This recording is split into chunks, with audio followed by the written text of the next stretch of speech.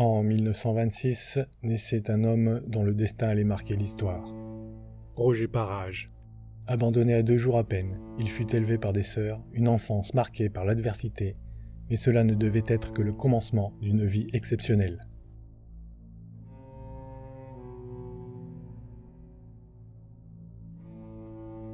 En 1944, à l'âge de 18 ans, Roger se porte volontaire pour rejoindre les forces françaises d'interposition.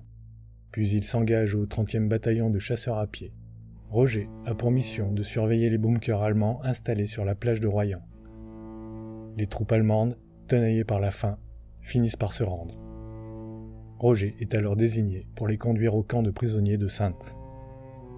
En 1946, à peine la guerre terminée, il se porte volontaire pour l'Extrême-Orient. Il embarque alors à bord du Pasteur, et après 1 mois de traversée, il débarque dans la baie d'Along et rejoint Hanoï. Là, au sein du 6e régiment d'infanterie coloniale, une nouvelle aventure commence. Alors, quand on est arrivé à la caserne de Hanoï, on est resté là pendant plusieurs mois avant d'être ventilé dans les différentes unités, et c'était des postes qu'il y avait. Il fallait recruter des Vietnamiens qui avaient opté pour combattre avec les Français, quoi. Ses débuts en Extrême-Orient sont marqués par un tragique affrontement avec les Japonais. Il se souvient avec émotion.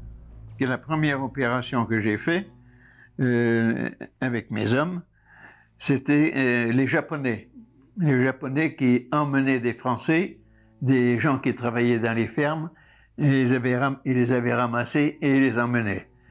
Et nous, on était derrière pour essayer d'arrêter les Japonais. Mais enfin, ils avaient beaucoup d'avance sur nous.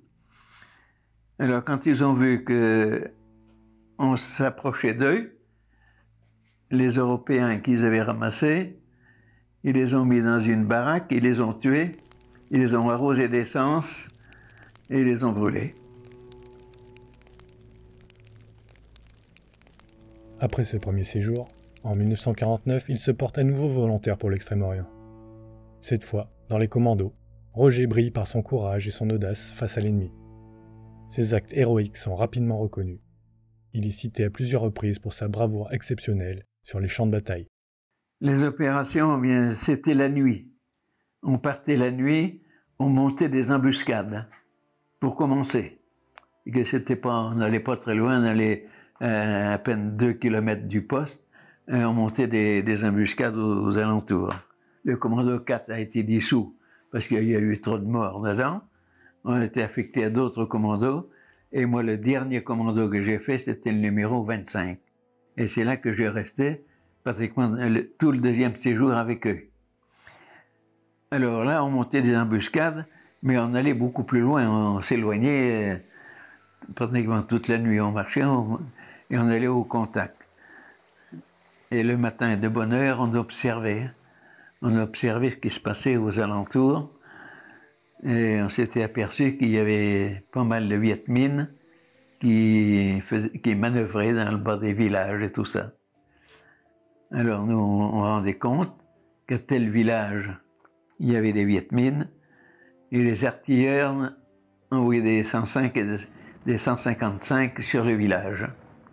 On les a entourés, et il y avait une compagnie régulière qui arrivait, et on a tenu ces Viet Minh, et quand les autres sont arrivés, ils se sont dispersés. Les Viet Minh, ils sont partis. Et il y a eu des morts, des Viet Minh morts sur le terrain, et on a ramassé quelques armes qu'ils avaient. Et puis alors, il y en avait beaucoup qui ont été transportés parce qu'il y avait du sang dans l'herbe, un peu partout. On combattait pas mal comme ça. Un jour, on est parti en patrouille. Il y avait des grandes digues où les véhicules pouvaient y circuler. On est parti, c'était vers 4h30 du matin. 4h30, ben, c'était calme de tous les côtés. Et on s'était arrêté dans une pagode, une grande pagode. Et quand on est rentré dans la pagode, les Viet Minh étaient dedans. Alors là, Ils étaient couchés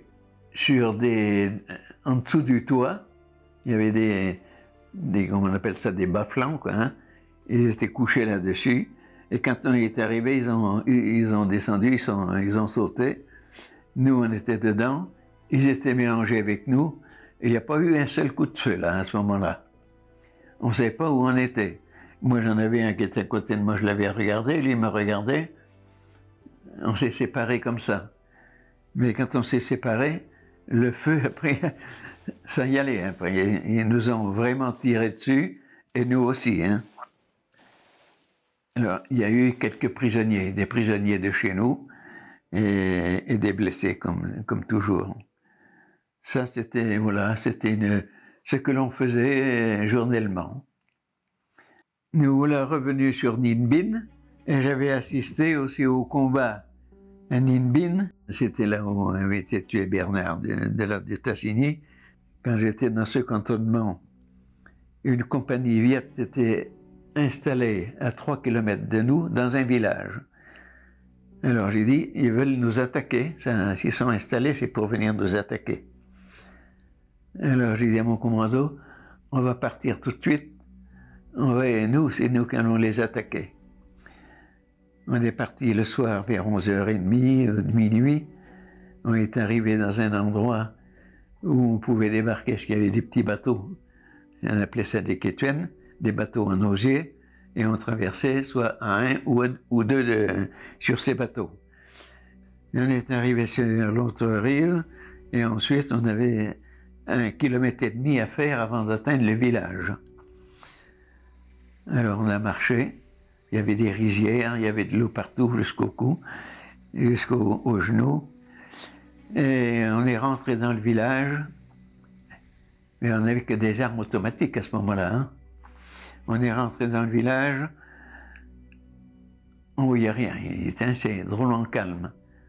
On s'est enfoncé un peu plus, alors là, on est tombé sur des sentinelles, hein. Des sentinelles viet qui étaient là. Alors évidemment, ils ont ouvert le feu, et puis nous aussi, on a mitraillé, on a drôlement mitraillé.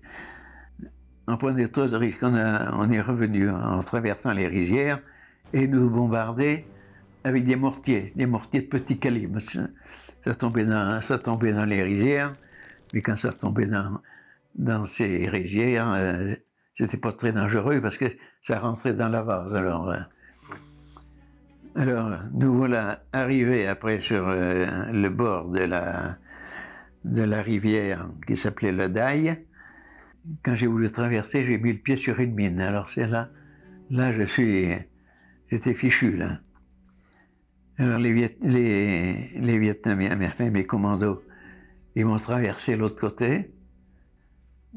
Quand j'ai vu tous ces gens qui étaient autour de moi, là, j'ai dit vraiment, qu'est-ce qu'ils sont gentils, qu'est-ce qu'ils sont bien, hein. Ils avaient de la peine, quoi, hein. Quand je suis parti, ça c'est sûr que moi aussi ça m'avait touché, là. C'est là que j'avais trouvé quand même une famille tout à fait exceptionnelle dans cette armée. J'ai appris plus tard qu'un Européen avait été affecté avec le commando, et la première sortie qu'ils avaient faite, le sous-officier qui commandait, il avait reçu une balle à la tête. Il était mort. Et mes commandos, je ne sais plus ce qu'ils sont devenus après. Aujourd'hui, il est un homme dont le courage et la détermination ont marqué l'histoire de l'armée de terre. Son héritage rappelle à tous la force de la volonté et l'esprit de sacrifice qui caractérisent l'armée et ceux qui la servent.